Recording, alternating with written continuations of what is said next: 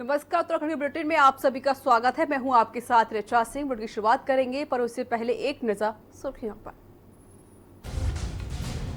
चीन में बढ़ते तनाव को लेकर पीएम मोदी ने तीनों सेना प्रमुखों के साथ की बैठक, हालातों का लिया गया जायजा। अजित डोभाल ने भी की मुलाकात। लॉकडाउन हटा तो दुनिया देख सकती है महामारी की दूसरी लहर, डब्ल्यूएचओ ने जारी की चेतावनी, सभी देशों को अलर्ट रहने को कहा। कोरोना पर हमलावर हुई उत्तराखंड कांग्रेस, परेशानियों को बनाया मुद्दा, श्रमिकों और छोटे कारोबारियों के साथ किसानों की दिक्कतें बताई। मंगलौर में 3 कोरोना पॉजिटिव केस मिलने से बड़ी सतर्कता, वार्ड नंबर 8 का एक मोहल्ला हुआ सील, 3000 लोग किए गए होम क्वारंटाइन। देहरादून के जंगलों में लगी भीषण आग, फायर ब्रिगेड की गाड़ियां आग पर काबू पाने में जुटी, स्थानीय लोग भी कर रहे मदद। और उत्तराखंड में बदलने लगा मौसम का मिजाज, गर्मी से जल्द राहत मिलने की उम्मीद, 28 मई से 3 दिनों तक उत्तराखंड में बारिश की संभावना। देख रहे हैं के न्यूज़, खबरों का सारथी। खबरों की शुरुआत करते हैं बड़ी खबर के साथ। खबर आपको देहरादून से बता देते हैं, मौसम का मिजाज बदला है, आंधी तूफान के साथ शुरू हुई है बारिश, लोगों को गर्मी से राहत मिली है। तो 28 मई से 3 दिनों तक बारिश की संभावना जताई गई है। तो मौसम विभाग ने 28 मई से 3 दिनों तक बारिश की संभावना जताई है। देहरादून में मौसम का मिजाज बदला, जिस वजह से मौसम ने करवट बदल ली है। तो आंधी तूफान के साथ बारिश शुरू हो चुकी है, जिस वजह से लोगों को गर्मी से राहत मिली है। और वहीं पर मौसम विभाग ने 28 मई से 3 दिनों तक बारिश की संभावना जताई है। खबरों में आगे बढ़ते हैं। उत्तराखंड में लगातार बढ़ रही गर्मी से जल्द राहत मिलेगी। मौसम विभाग का अनुमान है कि 28 मई से उत्तराखंड के मौसम में बदलाव आ सकता है। बता दें, यहां पहाड़ी क्षेत्रों को छोड़ दिया जाए तो मैदानी इलाकों में गर्मी से लोगों का बुरा हाल है। लेकिन आने वाली 28 तारीख से पूरे उत्तराखंड के मौसम में बदलाव होने की संभावना जताई जा रही है। मौसम विभाग के निदेशक विक्रम सिंह ने बताया कि पिछले कुछ दिनों से तापमान में बढ़ोतरी हुई है, जिसकी वजह से गर्मी बढ़ी है। लेकिन 28 मई से 3 दिनों के लिए मौसम में कुछ बदलाव हो सकता है।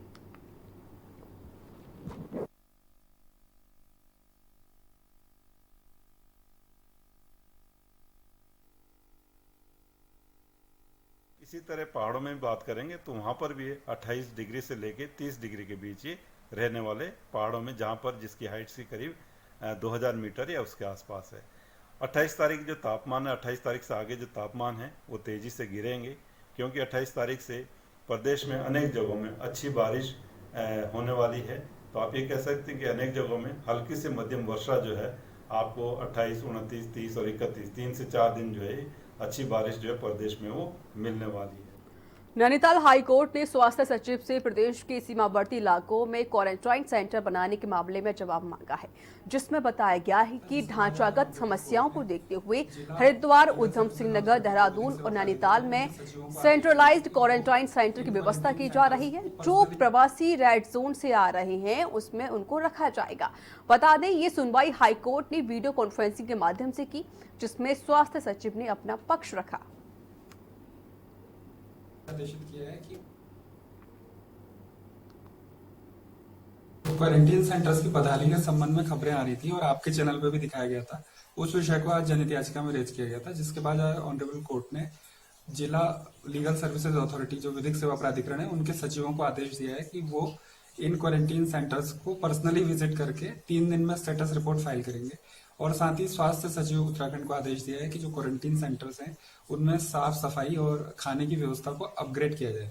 और साथ ही कोर्ट ने यह भी आदेशित किया है कि वो एक स्टेटस रिपोर्ट फाइल करेंगे टेस्ट किट्स के बारे में और साथ ही क्वारंटीन सेंटर्स के अपग्रेडेशन के बारे में।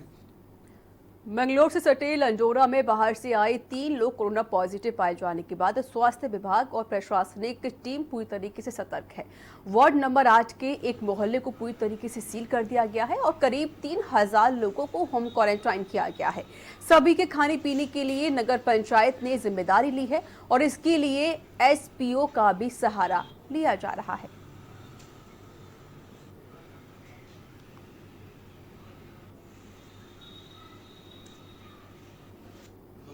अपने एसपीओ बना रहे हैं, वो होम डिलीवरी घर घर पर भेज रहे हैं।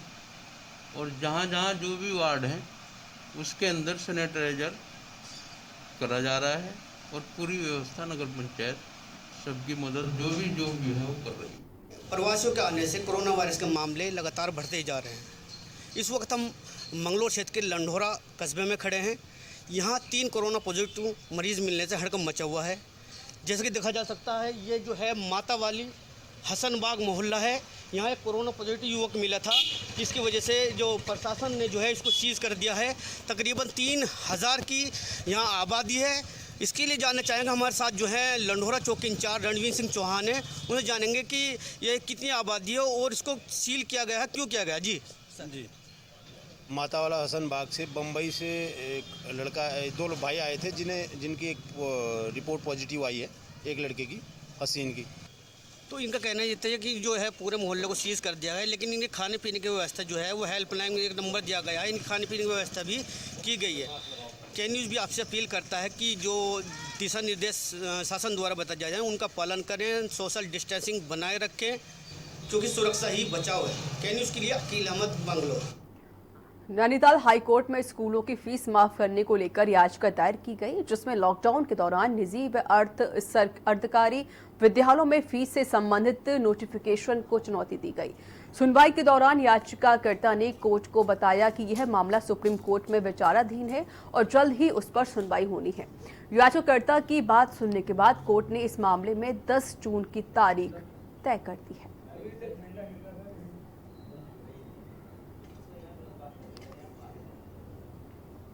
प्रिंसिपल प्रोग्रेसिव एसोसिएशन और सेंट जूड स्कूल द्वारा विद्यालयों के शुल्क से संबंधित माननीय उच्च न्यायालय द्वारा पारित आदेश 12 मई 2020 जो कि जबिंदर सिंह द्वारा जनहित याचिका जुड़ी थी, जिसमें माननीय उच्च न्यायालय की खंडपीठ द्वारा एक अंतरिम आदेश पारित किया था, उसके विरुद्ध प्रिंसिपल प्रोग्रेसिव एसोसिएशन और सेंट जूड स्कूल द्वारा 2 SLP ऑनरेबल सुप्रीम कोर्ट के समक्ष योजित की गई थी, जिनकी सुनवाई आज हुई। सुनवाई के बाद ऑनरेबल सुप्रीम कोर्ट ने सभी पक्षकारों को नोटिस जारी कर दिए। साथ ही साथ आज यह मामला ऑनरेबल हाई कोर्ट में division bench honorable chief justice and honorable justice Asif Kulbe के समक्ष भी निर्धारित था। वहां पर डिवीजन बेंच ने 10 जून के लिए अग्रिम तिथि नियत की। पौड़ी में मानसून की तैयारियों पर जिलाधिकारी धीराज सिंह ने बैठक ली। ये बैठक विकास भवन में संपन्न हुई, जहां जिला आपदा प्रबंधन प्राधिकरण के अधिकारी भी मौजूद रहे। इस दौरान डीएम ने बारिश और दैवीय आपदा से होने वाले संभावित नुकसान को देखते हुए सभी संबंधित अधिकारियों को मुस्तैदी के साथ तैयार रहने के लिए कहा और जरूरी दिशा निर्देश भी दिए। इसके साथ ही उन्होंने पेयजल लाइन क्षतिग्रस्त होने पर मरम्मत कार्य करने के लिए पौड़ी एवं कोटद्वार के लिए 5-5 लाख की धनराशि जारी करने के निर्देश दिए।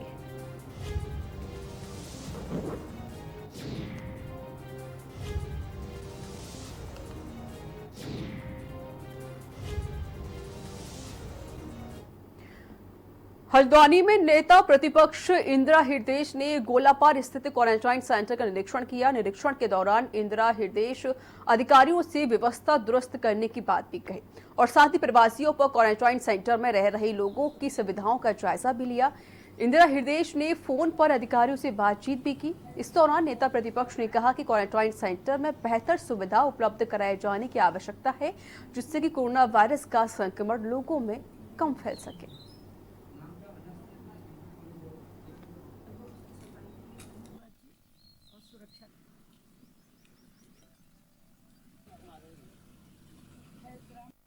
चाय भी दे रहे हैं। मैंने डिस्ट्रिक्ट मजिस्ट्रेट से पूछा कि उनकी सुरक्षा की क्या दिक्कत है। बोले छोटे सेंटर के लिए इतनी पुलिस हम पर नहीं डिप्लॉय करें, हम ये काम पटवारियों को सौंपेंगे, उन्हीं को सौंप रहे हैं। और साथ में उन्होंने पैसे को कैसे वितरित करेंगे ये भी बताया। मैंने कहा जो आपने आदेश किए उसकी कॉपी भेज दीजिए, तो उसकी कॉपी आ जाएगी तो हम पढ़ लूँगे, देंगे। और 10,000 भी देंगे तब जब ये 10,000 का खर्चा बताए। हल्द्वानी में बाहर से आए लोगों की निगरानी की जा रही है। सभी को अनिवार्य रूप से संस्थागत और होम क्वारंटाइन का समय पूरा करने के लिए कहा गया है। जिलाधिकारी सविल बंसल ने बताया कि जनपद में अब तक ग्रामीण क्षेत्रों में कुल 8,626 प्रवासी आए हैं, जिन्हें ग्रामीण क्षेत्रों में ही होम या संस्थागत क्वारंटाइन किया गया है। उन्होंने बताया कि ग्रामीण क्षेत्रों में 6,057 प्रवासी होम क्वारंटाइन हैं, जबकि 2,569 संस्थागत क्वारंटाइन किए गए हैं।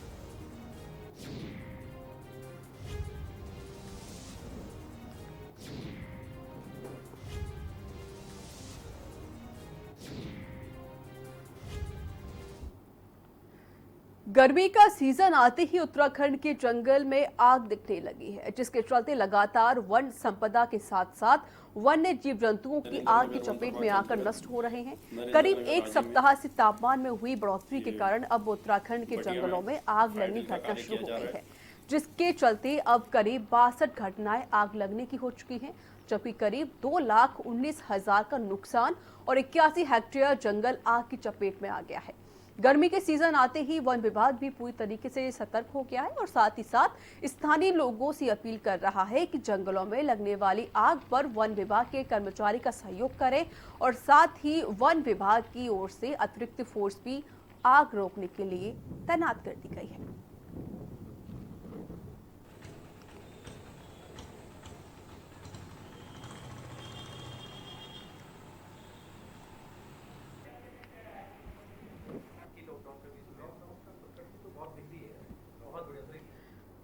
और यहाँ वक्त एक छोटे से ब्रेक का हो चला है। ब्रेक के बाद जल्द हाजिर होंगे।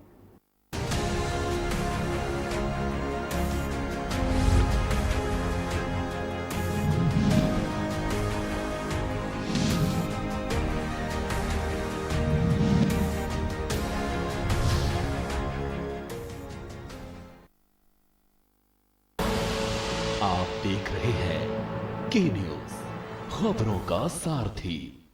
कोरोना संकट में राज्य सरकार प्रत्येक नागरिक को खाद्य सुरक्षा उपलब्ध कराने के लिए संकल्पित है। राशन कार्ड धारकों को जून 2020 तक अनुमन्य खाद्यान्न का एडवांस वितरण सुनिश्चित किया जा रहा है। सफेद और गुलाबी कार्ड धारकों के परिवारों में प्रति व्यक्ति निःशुल्क 5 किलो अतिरिक्त चावल और निःशुल्क 1 किलो दाल भी दी जा रही है। राज्य के 10 लाख से अधिक पीले राशन कार्ड धारकों को दिया जाने वाला खाद्यान्न बढ़ाकर 20 किलोग्राम प्रति माह कर दिया गया है। यही नहीं, जिन गरीब परिवारों के पास राशन कार्ड नहीं है, उन्हें जिला अधिकारी के माध्यम से निःशुल्क राशन बांटा जा रहा है। अभी तक 1,33,000 से अधिक राशन किट निःशुल्क वितरित किए गए हैं। किसानों की सहायता के लिए देहरादून, हरिद्वार, उधम सिंह नगर, नैनीताल, पौड़ी व चंपावत में कुल 230 गेहूं खरीद केंद्र स्थापित किए गए हैं। राज्य सरकार द्वारा गेहूं खरीद में 20 रुपए प्रति कुंतल अतिरिक्त बोनस कृषकों को दिया जा रहा है। उत्तराखंड सरकार आपके साथ। आप देख रहे हैं के न्यूज, खबरों का सारथी।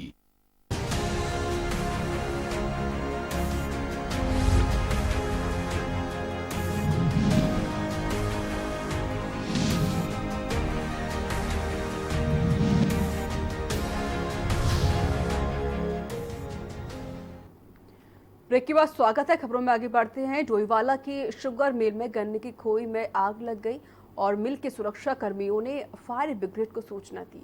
मौके पर पहुंची फायर ब्रिगेड ने आग पर काबू पाया, तो वहीं सुरक्षा अधिकारी DK पंत ने कहा कि जानकारी मिलते ही तत्काल की कार्रवाई की गई है और फायर ब्रिगेड की गाड़ी के कर्मी ने कहा कि आग की सूचना मिलते ही हम मौके पर पहुंचे और खोई में लगी आग को बुझाकर बड़ा हादसा होने से बचाया है।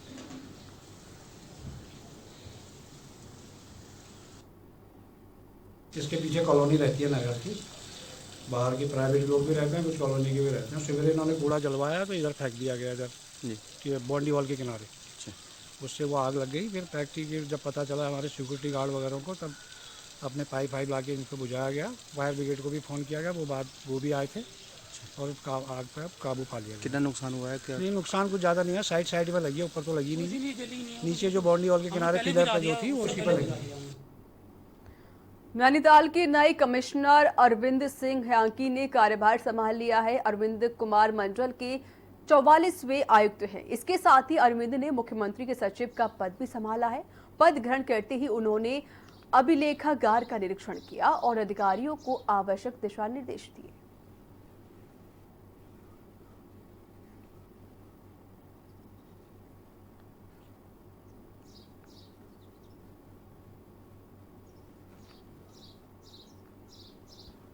साथ प्रधान साहबान की जो आशंका होगी कि हमारे वित्तीय उपास्य जो इसमें निहित है उसको लेकर कोई कठिनाई न हो, उसके लिए भी वित्तीय प्रबंधन किया जा रहा है और वहाँ पे बेहतर व्यवस्था रहने से लेकर के, सुरक्षा से लेके, पानी की व्यवस्था, टॉयलेट की व्यवस्था, बिस्तरों की व्यवस्था, खाने की व्यवस्था, उनमें जो भी व्यय आएगा वो ग्राम प्रधान जी पर कोई ऐसा बर्डन ना आए और उसको राज्य सरकार वहन करेगी। इस तरह की व्यवस्थाएं सुनिश्चित।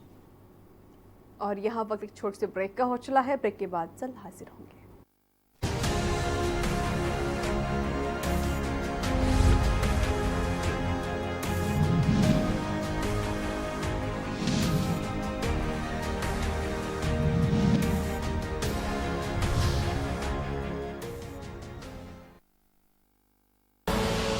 आप देख रहे हैं के न्यूज, खबरों का सारथी।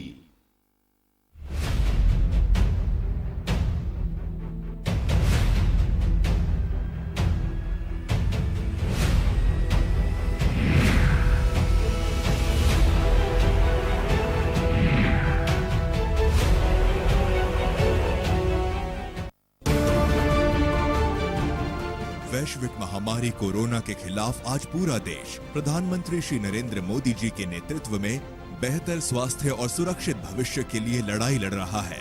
उत्तराखंड सरकार दूसरे राज्यों में रह रहे अपने प्रत्येक उत्तराखंड वासी की पूरी सुरक्षा के लिए कृत संकल्पित है। अन्य राज्यों में फंसे हुए समस्त लोगों को सतर्कता के साथ एवं मेडिकल शर्तों को पूरा करते हुए जल्द से जल्द उन्हें घर वापस लाया जा रहा है। हमारे पास सारी व्यवस्थाएं हैं। इसी वजह से हमने निर्णय लिया है कि हम अपने सभी भाइयों एवं बहनों को वापस लाएंगे। हम सभी प्रवासियों को निशुल्क ला रहे हैं तथा भोजन आदि की व्यवस्था भी निशुल्क की जा रही है। आपसे अपील है कि अपना संयम व धैर्य बनाए रखें। कोविड-19 से सुरक्षा के लिए सरकार के दिशा निर्देशों का पालन करें। उत्तराखंड सरकार आपको सुरक्षित व चरणबद्ध रूप से ला रही है। कोरोना हारेगा, भारत जीतेगा। आप देख रहे हैं के न्यूज, खबरों का सारथी।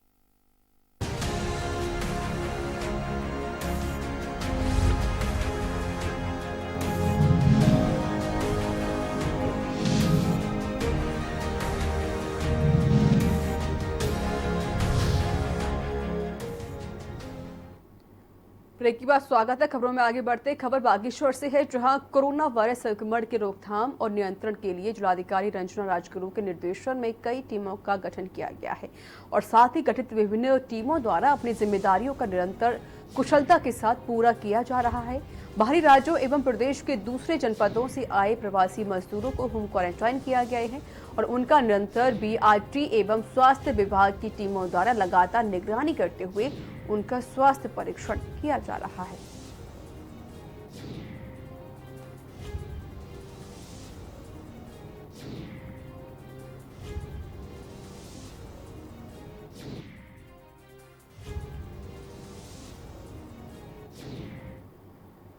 राम तेरी गंगा मैली हो गई, ये बीते जमाने की बात रह गई है, क्योंकि ना ही अब राम की गंगा मैली है और ना ही ये गीत मौजूदा गंगा के हालातों पर फिट बैठता है।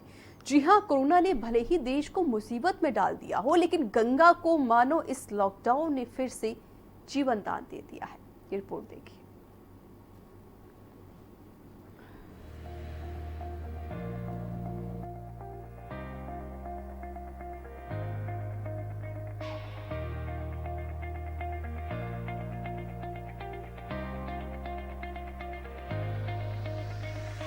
कोरोना महामारी भले ही लोगों के लिए अभिशाप बन गई हो, लेकिन इसकी बीमारी की रोकथाम के लिए देश में जो लॉकडाउन लगाया गया वो पर्यावरण के लिए वरदान साबित हुआ।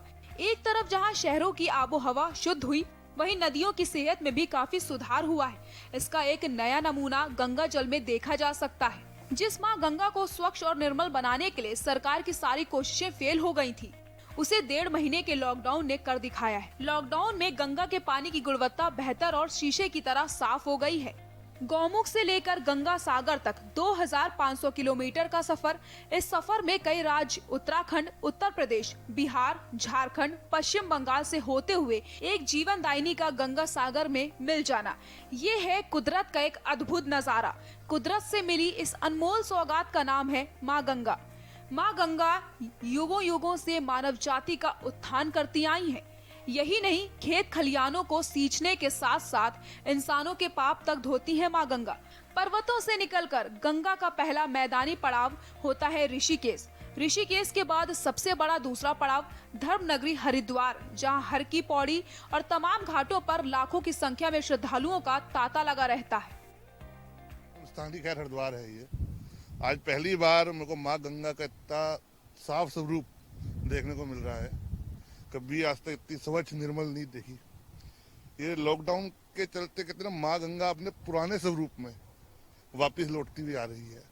पहले किस तरीके से आपने भी देखा होगा गंगा मैया किस तरीके से दूषित जल चल रहा था, आज आचमन करने योग्य भी है, साफ सुथरा है। आप इसकी निर्मलता भी इससे देख कर अंदाजा लगा सकते हैं। गंगा मैया के अंदर जो बीच में पत्थर वगैरह है वो सब आपको क्लियर दिखाई दे रहे हैं। हरिद्वार के हर की पौड़ी, ब्रह्मकुंड और तमाम गंगा घाट जहां करोड़ों लोग आस्था की डुबकी लगाते हैं, लेकिन लॉकडाउन के चलते आज तमाम घाट सुनसान हो गए हैं। मगर इस सूनेपन में गंगा ने खुद को संवार लिया है। अब जो बहता जल इतना साफ स्वच्छ दिखाई दे रहा है कि कभी इसकी कल्पना भी नहीं की जा सकती। उत्तराखंड प्रदूषण नियंत्रण बोर्ड द्वारा देवप्रयाग, हरिद्वार, ऋषिकेश में लगातार जो है गंगा की मॉनिटरिंग की जाती है। अगर हम मार्च के महीने के डेटा से कंपेयर करें कि मार्च में गंगा की क्या गुणवत्ता थी, गंगा के पानी की, और अब लॉकडाउन के टाइम पर क्या स्थिति है, तो हमें अगर मैं पर्टिकुलरली हर की पौड़ी की बात करूं, हर की पौड़ी में एक बीओडी एक टर्म होता है जो पोल्यूशन का लेवल दिखाता है, उसकी मात्रा में 20% की कमी पाई गई। इस स्वच्छता के पीछे गंगा के घाटों पर इंसानों का ना आना, फैक्ट्रियों का बंद होना, मंदिरों, आश्रम, होटल्स का बंद होना भी बड़ा कारण बताया जा रहा है। उधर गंगा से जीवन यापन करने वाले तमाम लोगों के साथ गंगा सभा तीर्थ पुरोहित समाज भी गंगा के स्वरूप को देखकर काफी खुश है। उनका मानना है कि गंगा का इस तरह का स्वरूप आज तक पहले कभी नहीं देखा है। तो भाग्य का विषय है।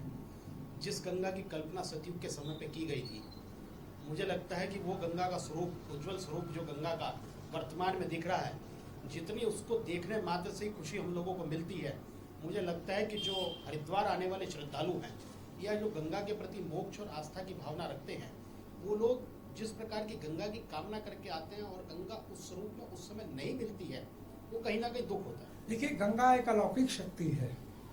लौकिक शक्ति उसका स्पर्श ही नहीं कर सकती। अंतर क्या है कि गंगा के जल की गुणवत्ता प्रभावित हुई थी।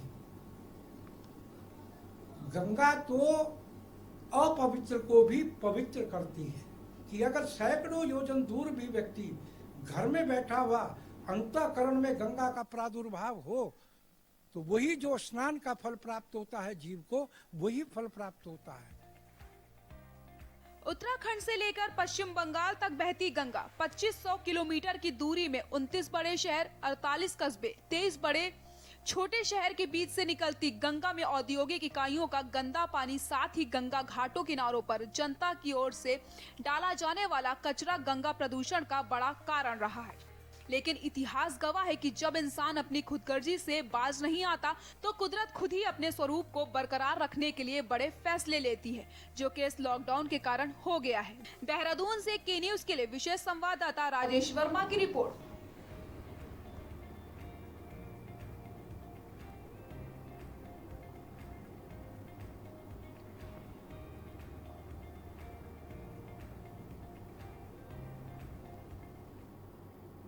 और यहाँ वक्त एक छोटे से ब्रेक का हो चला है। ब्रेक के बाद जल्द हाजिर होंगे।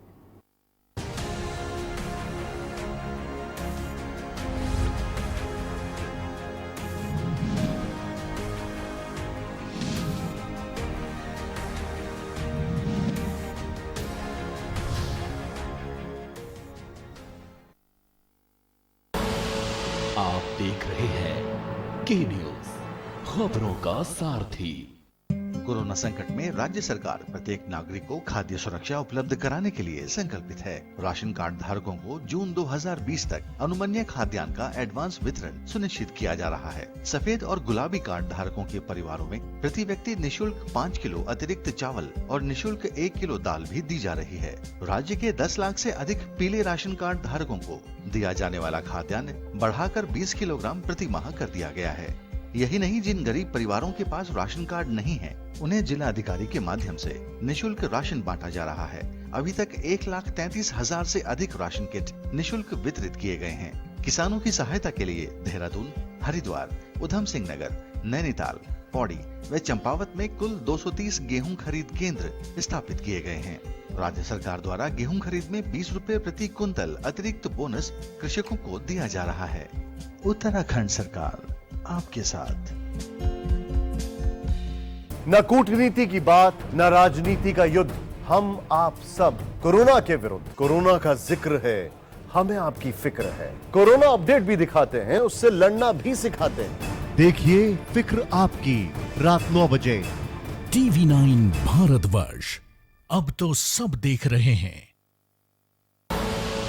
आप देख रहे हैं के न्यूज, खबरों का सारथी।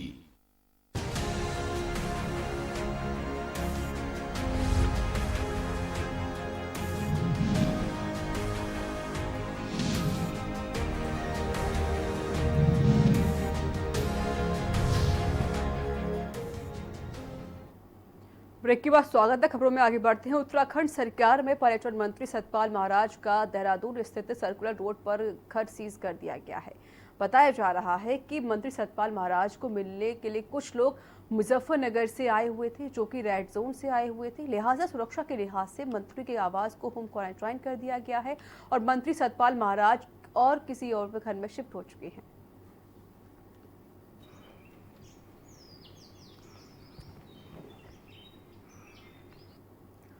नैनीताल हाईकोर्ट ने कूड़ा फेंकना एवं थूकना प्रतिषेध अधिनियम 2016 के अंतर्गत दायर जनहित याचिका पर सुनवाई हुई, जहां राज्य सरकार द्वारा रिपोर्ट पेश न करने पर कोर्ट ने नाराजगी व्यक्त करते हुए उत्तराखंड सरकार के स्वास्थ्य सचिव एवं शहरी विकास सचिव से 2 दिन में जवाब दाखिल करने को कहा है। और साथ ही कोर्ट ने कहा कि रिपोर्ट पेश न करने पर दोनों सचिव पर अवमानना की कार्रवाई की जाएगी और मामले की सुनवाई के लिए कोर्ट ने 28 मई की तिथि नियत की है। बता दें, अधिवक्ता अभिजय नेगी ने जनहित याचिका दायर कर प्रतिषेध अधिनियम 2016 के तहत सार्वजनिक संस्थानों पर थूकना, फेंकना एवं कूड़े फेंकने पर लेकर कड़ाई पालन करने को लेकर लागू किया गया है।